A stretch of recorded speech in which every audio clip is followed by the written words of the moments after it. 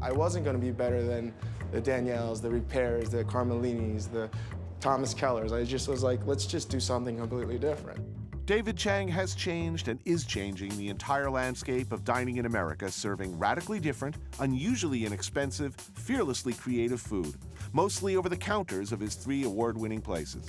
Chang's menus, wonderfully and provocatively, are everything I didn't believe in menus, until he came along with Momofuku Sam and Momofuku Ko and Noodle Bar.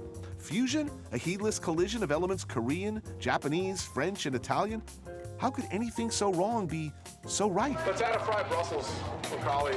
When you have the opportunity to sit down in one of the hardest to get reservation restaurants in the city, with its brilliant mercurial and highly sought after chef to walk you through a full-on assault of the whole damn menu of delightfully Pantagruelian, wildly creative combinations, you do it, baby. You train for that because if you're lucky enough to get a crack at it, you go all the way to the other side. Consequences be damned. The Momofuku Sambar Gorge Fest begins.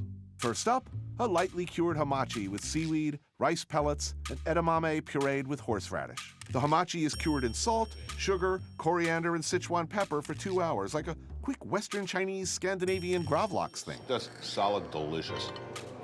People ask me, like, what kind of food do you serve? I just say we try to make something tasty. I always thought, or I like to think, that chefs ultimately are in the pleasure business. Next up, Long Island fluke with yogurt, pickled fennel, and a Concord grape puree thickened slightly with agar-agar. Chang's dishes are deceptively simple, ranging freely all over the world for ideas and influences, and packed with layers of distinct, powerful flavors. Maine diver scallops, crispy country ham chip, and an XO consomme. I've had this somewhere before, one thinks, but where? Spain? China? Portugal? Or in my, dreams? What's foodborne for you? Bread and butter is probably my favorite thing. Shrimp. That's sexy. I'm over the tail, but I'm really into the heads. Dude, where do all the heads go? Uni every time. There's something sexy about uni. Ooh. Oh, a nice timing. Uni with chicharrones, or crispy fried pork rind served with tapioca, whipped tofu, scallions. That's corn for me. That's really, really hot. Pork and sea urchin roe, together. A match made in heaven. The next dish, a Peking duck-style roasted pork bun. It's basically a take on Peking duck, but instead of the duck, we put in roasted pork belly. Some people might find that not sexy and disgusting. Really? I would cheerfully dispense of, any number of my early sexual experiences in favor of a good hunk of pork like this. The next dish, oh God, a truly fiendish, freshly fallen snow of shaved torchon of frozen foie gras, with lychee, a Riesling gelée, and pine nut brittle, of course. Oh man, this is completely over the top. Love it. Guilty pleasure. Really shameful, horrible thing that you still like. I'll start, just to give you an idea of how bad it can be. That macaroni and cheese at the Colonel? Yeah. I love that. That is good. That nuclear orange. I love it. I love chicken nuggets, man. Oh man, that is low. It's really low. It's terrible. Chicken nuggets. Is there a sauce with the nuggets? Sweet and sour. Oh. Yeah. You didn't have to think about that. Yeah. And the food keeps coming and coming and coming. There's more and more. Honey-crisp apple kimchi, fried Brussels sprouts with mint, scallion, and a fish sauce vinaigrette. Let's make it veggies fun again. Ooh, this is great. Ham, or many hams to be precise, with red-eye gravy. Oh, that's sexy, right? Nice. A banh mi of ham and chicken liver terrine. Sichuan beef tendon with green mango and peanuts. Pork tenderloin and pate with mustard and red onion marmalade. Pork shoulder steak with zucchini buttermilk dressing. That's really evil. Wow. And a razor clam? Coming in for a landing. We're up around 22,000 calories, I think, and still going. Is there a point of diminishing returns? We might be experiencing it today. Yeah, but I trained for this. Gotta do the spicy pork sausage and rice cakes with Chinese broccoli and crispy shallots. Can't miss that. It's very spicy. Oh, I like very spicy. Or the crispy pig's head torchon with arazuki beans. Is it time to say uncle yet? But wait, there's more. Uh-oh, okay, oh, I know what's coming.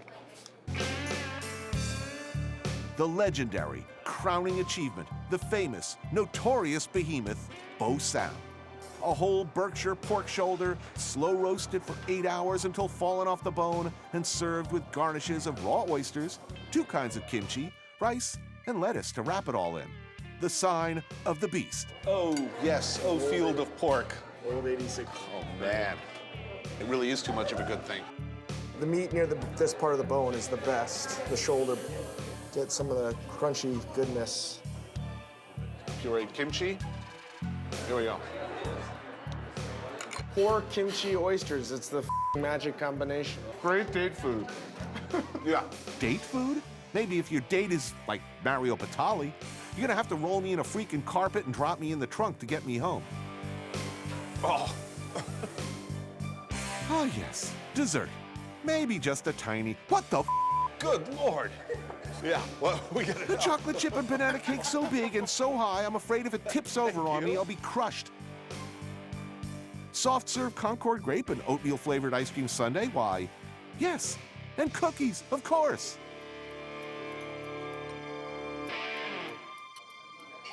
Good. Will they have a pool going in the kitchen? No, they were saying that I was gonna vomit. I think we've done well here. We've done well. I'm really feeling good after this meal. I'm not gonna be doing any wind sprints. We made it, man. Like, over to the other side, to the back of the blue bus, another dimension, another pant size. One of the great meals of my life, and a chef who's really doing something new, breaking every rule deliciously. The sea urchin is one of the most sexy food that you can find.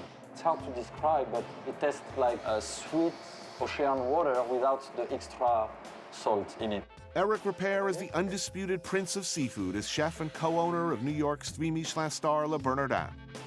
And this, as he knows all too well, is my favorite dish. A pricey, off-the-menu signature concoction of angel hair pasta, a buttery emulsion of sea urchin roe, and a thrillingly obscene heap of osetra caviar. A fantastic caviar.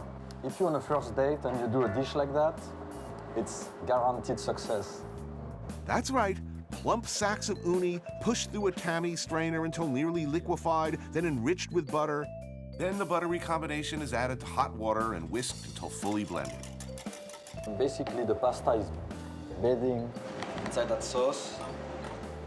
The pasta is just a pillow that is going to support all the flavors from the sea urchin and the caviar.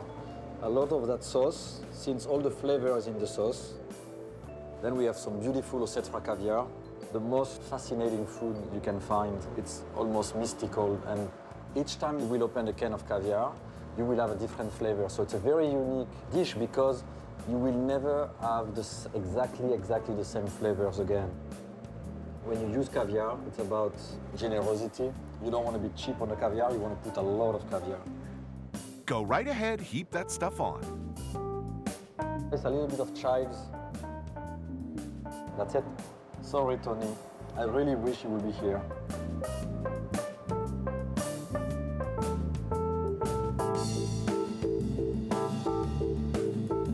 Pure indulgence. Tony, even the Italians don't do pasta like that. It's a great dish.